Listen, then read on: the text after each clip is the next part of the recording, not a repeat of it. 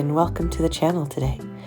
Before I get started, I do want to apologize. I hope that my voice is not too distracting. I've been dealing with a pretty severe asthma situation, and I kind of feel like I sound like Phoebe in season 4 of Friends when she gets her sexy singing voice. So again, I hope that's not too distracting, and I'm looking forward to talking about these beautiful deep light watercolors from the Cherry Blossom collection with you today. The Cherry Blossom set has 3 colors: Cherry Blossom, Night Raspberry, and Solstice Fern. Now, as usual with these swatching videos, I'm not going to speed up the recording very much, and we're just going to take our time and enjoy the colors. The way that I do swatching videos is each circle represents a different technique that I like to use in my paintings. So the first circle has a wet on wet. The second circle is a lifting exercise. The third circle, I drop a little bit of salt in the paint to see how it reacts. And the final circle is an opacity test to see how transparent the paint is. And then finally, I do a gradient to see how the mass tone goes. Now, unfortunately, for this video, I took my the paintbrush that I usually use for lifting as opposed to my French quill, and so you'll see a little bit more marks on the gradient, which is not ideal, but I am not a professional. I am a hobbyist, and I'm doing this for fun, so I didn't think it was worth re-recording the video just because I grabbed the wrong brush at the start. So this first color, Cherry Blossom, is just it's one of my favorites. I mean, I will be honest, if you watch all of the series of videos that I have planned, I will probably say this every video just because I love all of deeplight's watercolors and how they granulate. But there's something really special about the Cherry Blossom Pink that I've swatched so far here.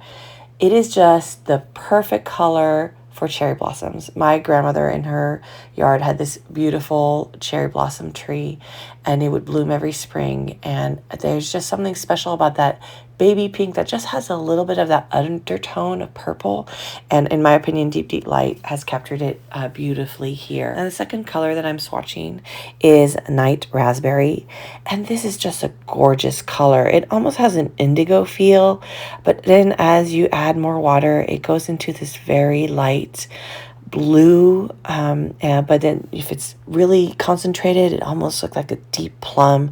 It's just gorgeous, and I love it not only when you do like a cherry blossom tree for some shadows, but I actually love it in my urban sketching to do some of the more darker values in a sketch.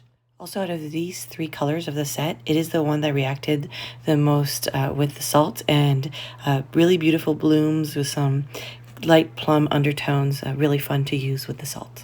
Now, one of the beautiful things about working with handmade watercolors is that they are unique and they're an expression of the artists that create them.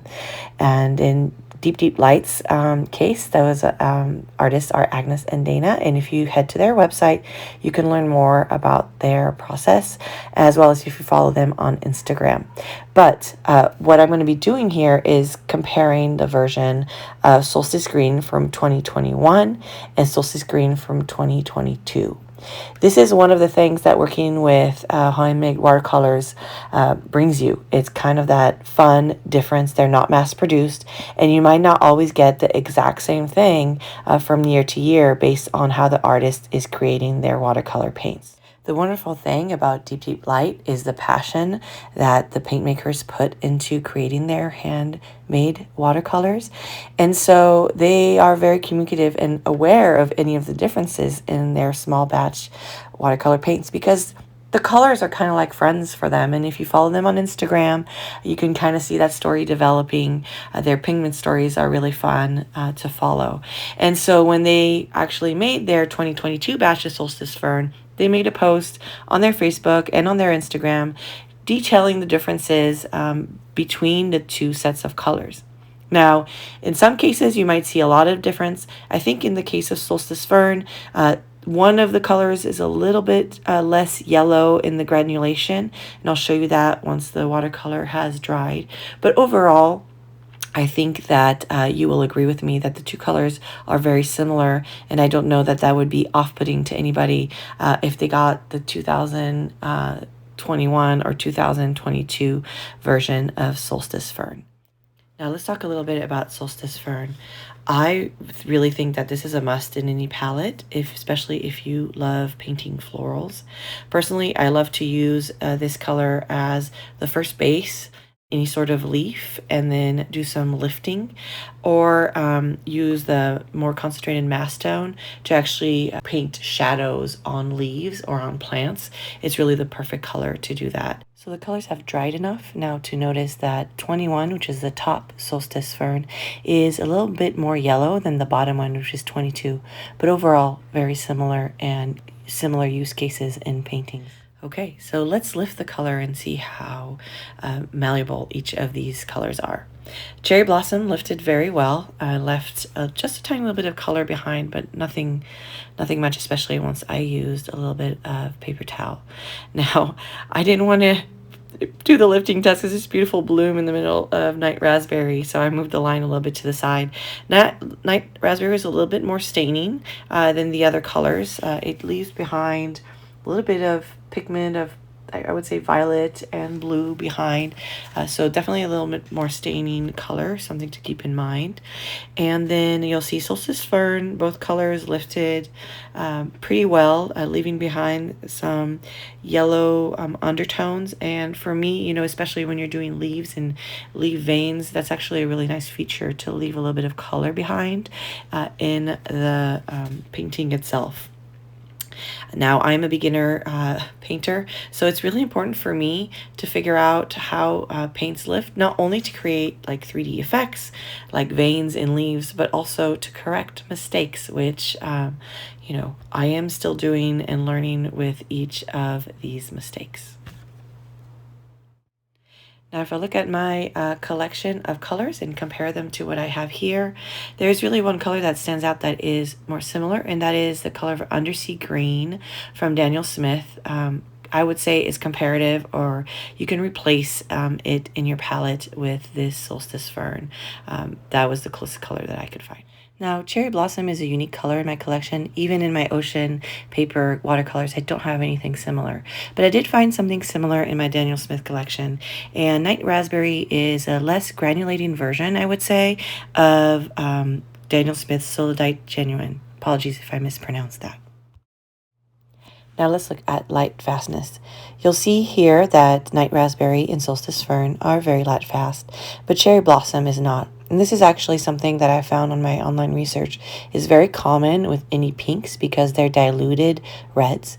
Even PV19, apparently diluted, will not remain as light fast. Now for me, since I do mostly sketchbook work, I'm not worried about my paintings being exposed to the sun, but it's something to consider if you do. There you have it. As usual, I'm going to leave you now with a sped up process video. And how could I not draw cherry blossoms from my grandmother's garden out of my memory?